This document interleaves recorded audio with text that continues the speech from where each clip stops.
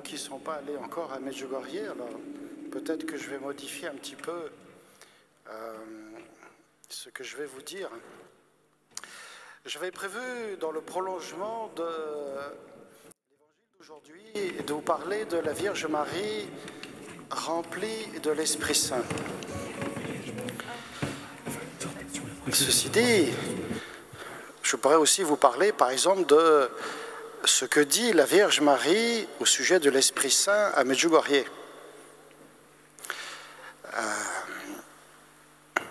Tout d'abord, bien qu'il y ait certains prêtres que un petit peu ça dérange, cette multiplicité d'apparitions et cette multiplicité de messages que la Vierge Marie donne, eh bien, il faut y voir tout d'abord son amour maternel envers chacune d'entre nous.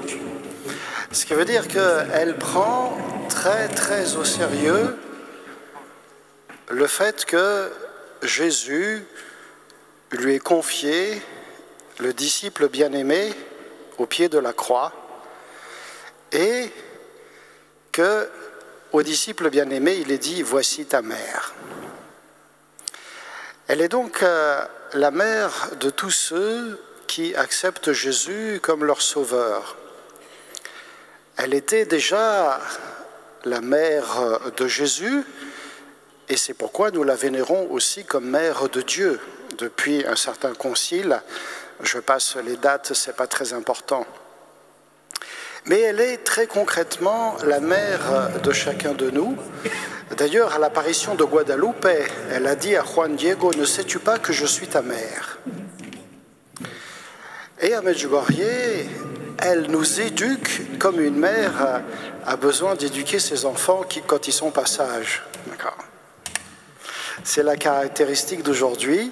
Je dis que les enfants d'aujourd'hui sont pas sages. Pourquoi ? Parce qu'ils ne veulent pas écouter la voix de Dieu. Ils ne veulent pas écouter la voix de papa, notre papa chéri, celui que Jésus nous invite à appeler Abba. Dans la langue de Jésus, l'araméen, il y a toute la dimension affective qui est présente également. Ça veut dire papa chéri. Donc à chaque fois que nous disons notre Père, c'est vraiment donc au papa chéri du ciel qui nous a fait le cadeau de la vie que nous nous adressons. Si le Seigneur nous a fait le cadeau de la vie, c'est qu'il l'a fait par pur amour. Ce qui veut dire que chacune d'entre nous est très important aux yeux de Dieu, comme un enfant. Et il nous a envoyé son Fils Jésus pour nous faire connaître la plénitude de la révélation de l'amour de Dieu. Vous savez, en Saint Jean, au chapitre 3, vous avez un verset qui est extraordinaire, qui dit ceci. « Dieu a tellement aimé le monde qu'il a donné son Fils, son unique, afin que celui qui croit en lui ne périsse pas, mais qu'il ait la vie éternelle. » Tout est dit dans ce verset. Dieu donne son Fils. Et il le donne par amour. Dieu a tellement aimé le monde, voyez, qu'il a donné son Fils. Quel parent, par exemple, accepterait de livrer son fils pour pouvoir sauver d'autres personnes? Personne ne ferait ça. Quand notre Dieu fait ça, ça veut dire que c'est sa folie d'amour envers nous qui fait qu'il envoie son Fils. Et son Fils, dans cette même folie d'amour, offre sa vie. Il livre sa vie pour pouvoir nous sauver. Et encore, comme il sait que l'homme est faible, vous savez que juste avant de repartir vers le Père et avant de vivre donc sa passion, Jésus disait « J'aurai encore beaucoup de choses à vous dire, mais vous n'avez pas la force de les porter. Quand il viendra, lui, l'Esprit de vérité que je vous enverrai d'auprès du Père, il vous guidera vers la vérité tout entière. » L'Esprit Saint guide l'Église. C'est lui qui fait que dans l'Église sont proclamés les nouveaux dogmes, et en particulier ce qui touche à la Vierge Marie, sa maternité divine, son immaculée conception, son assomption dans le ciel. Mais il a fallu, c'est des choses qui ne sont pas évidentes et qui ont été débattues au cours des siècles. Et l'Esprit Saint, donc, a inspiré les pères des différents conciles qui ont donc défini Marie comme étant, voilà, l'Immaculée Conception. Et vous voyez, 4 ans après, nous avons l'apparition de Lourdes où la Vierge Marie dit « Je suis l'Immaculée Conception ». Elle ne dit pas d'ailleurs « Je suis le fruit d'une conception immaculée », mais « Je suis l'Immaculée Conception même ». Une petite fille de 14 ans qui, l'abbé Péramal l'a tout de suite bien compris, ne pouvait pas comprendre la portée théologique de ceci. Et pour ne pas qu'elle l'oublie, elle l'a répété tout au long du chemin entre la grotte et la paroisse de Lourdes pour le répéter au prêtre, et c'est là que le prêtre a compris. La Vierge Marie, donc, nous éduque. Vous voyez, une des premières choses, elle vient confirmer ce que l'Église avait prononcé. Une confirmation, donc, qui vient du ciel. À Fatima, la Vierge Marie, elle vient nous prévenir que, eh bien, le Seigneur a dans son plan de pouvoir développer la dévotion au cœur immaculé de Marie afin de pouvoir préserver le monde. Si on écoute mes demandes, la Russie se convertira et on aura la paix. Sinon, eh bien, commencera une guerre plus terrible que celle-ci. Nous sommes en 1917. À Fatima, la Vierge Marie dit ceci est la continuation. À Medjugorje, elle dit ceci est la continuation de Fatima. Donc ce qu'elle a commencé à nous dire, elle le porte à son achèvement et elle le fait avec tout l'amour maternel qui est le sien. Je prends par exemple ce qu'elle nous a dit au sujet de la prière. Alors, je n'ai pas tout entendu parce que j'ai dû aller par là-bas pour aller manger de ce que nous a dit Mirella. Mais je pense que Mirella a dû nous redire que dans les débuts, la Vierge Marie, elle nous disait « vous ne priez pas beaucoup ». Il y avait des familles qui priaient beaucoup, mais ce n'est pas le cas de tous. Forcément, c'était le communisme, ça nous a bien été rappelé. Et elle a commencé par dire « c'est bien de prier les 7 Notre Père ». D'ailleurs, on oublie de le faire après la messe. Le prier le 7 Notre Père. Rajoutez le « je crois en Dieu ». Et c'est ce qui fait qu'après chaque messe à Medjugorje, nous avons cette prière qu'on appelle le chapelet pour la paix. Je crois en Dieu, suivi de 7 Notre Père, je vous salue Marie et Gloria Patri. Et puis, elle a dit, il faudrait que vous priez le chapelet, et puis tout un rosaire. Et quand elle a demandé à des jeunes de fonder un groupe de prière, elle a demandé à ces jeunes de prier. Vous savez combien de temps? Alors ceux de Medjugorje, évidemment, ils savent.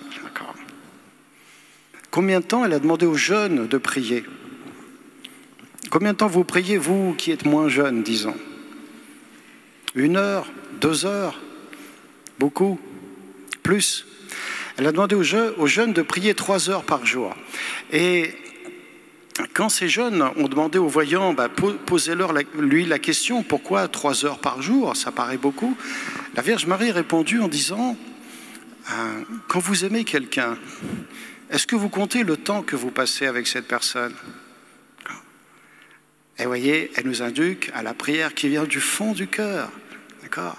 Vive la prière comme un cœur à cœur avec notre Dieu qui est notre Créateur, notre Rédempteur, notre Sauveur et celui qui nous sanctifie par l'Esprit Saint. L'Esprit Saint, il va faire en nous la même œuvre quand la Vierge Marie, quand il voit l'humilité des uns et des autres. C'est comme s'il voyait Marie, c'est-à-dire l'épouse, son épouse au Saint-Esprit. Et c'est pourquoi, donc, la Vierge Marie, elle nous dit, mais priez jusqu'à ce que la prière, elle devienne joie pour vous. C'est la joie de la rencontre avec votre Créateur, votre Rédempteur et celui qui vous sanctifie, donc l'Esprit Saint. Et c'est ce qui fait dire à un Saint Paul, par exemple, ce n'est plus moi qui vis, c'est le Christ qui vit en moi. C'est très fort comme phrase.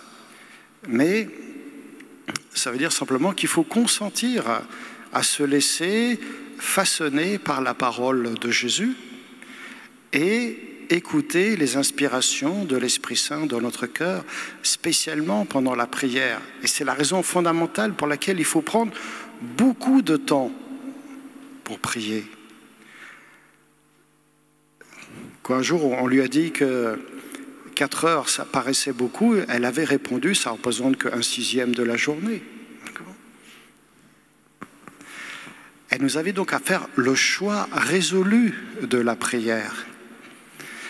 Et dans la prière, eh bien, nous vivons aussi cet éclairage donc, du Saint-Esprit. Encore faut-il tout dire à Dieu. Il faut lui dire, même des fois qu'on n'a pas envie de prier, qu'on a du mal avec la prière. Vous vous souvenez du publicain et du pharisien dans l'Évangile, la parabole que Jésus avait donnée? Il y avait le pharisien, tout d'abord, il disait « Ah Seigneur, je te rends grâce, je ne suis pas comme les autres, je prie, je jeûne 2 fois par semaine, je donne pour les besoins du temple ou des pauvres. » Est-ce qu'il a encore besoin d'un sauveur, cet homme? Il ne se reconnaît pas pécheur. À l'inverse, le publicain se frappe la poitrine, dit Jésus, et dit « Prends pitié du pécheur que je suis. » Et Jésus dit, c'est celui-là qui est justifié devant Dieu. Ce n'est pas le premier.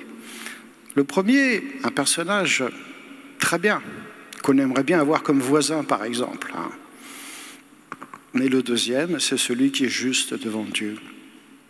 Parce qu'il sait qu'il ne peut pas s'attribuer des mérites à soi-même et qu'il compte sur la miséricorde de Dieu. Prends pitié du pécheur que je suis. Vous voyez, c'est fondamental de pouvoir tout dire, y compris nos faiblesses, nos limites, notre péché, de le présenter pour que le Seigneur brûle tout ceci par la puissance de son feu d'amour.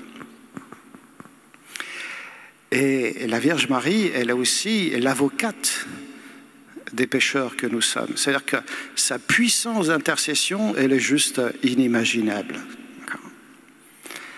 Elle est donc le refuge des pécheurs et l'avocate des pécheurs. C'est-à-dire qu'elle va prendre notre défense. Elle va nous présenter devant Dieu en disant « Seigneur, voilà, pardonne-leur ces péchés, tu sais que ce sont de pauvres hommes. » D'accord ? Et donne-leur les grâces de l'Esprit Saint, pour que l'Esprit Saint les transforme.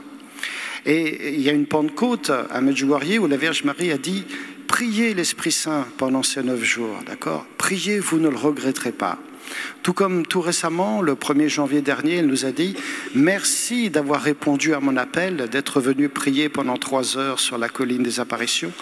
Vous ne le regretterez pas, ni vous, ni vos enfants, ni les enfants de vos enfants. » Ah, vous voyez ? Et donc quand elle nous dit priez l'Esprit Saint, faites la neuvaine à l'Esprit Saint, moi j'ai presque envie de dire il faudra en faire plusieurs. Il ne faut pas le faire juste avant la Pentecôte. Il faut vraiment désirer de tout notre cœur avoir l'Esprit du Seigneur qui puisse agir en nous. Et l'Esprit Saint, il va faire ce que nous, on ne peut pas faire. C'est-à-dire qu'il va purifier notre cœur, illuminer notre conscience, et il va embraser aussi tout notre être pour le rendre capable d'aimer davantage et de ressembler davantage à Jésus. Et voilà son œuvre de sanctification. Et c'est ce qui fait qu'il y a des gens qui sont partis de très très loin, mais ils ont consenti à se laisser donc renouveler entièrement par l'action de l'Esprit Saint et qui ont décidé de mettre en pratique les paroles de Jésus. Voilà, la Vierge Marie nous conduit toujours aux paroles de son divin Fils. Et elle nous dit toujours aussi, priez l'Esprit Saint, il fera des merveilles en vous. Eh bien, que pendant ce temps de festival, il fasse aussi des merveilles en chacun de nous. Amen.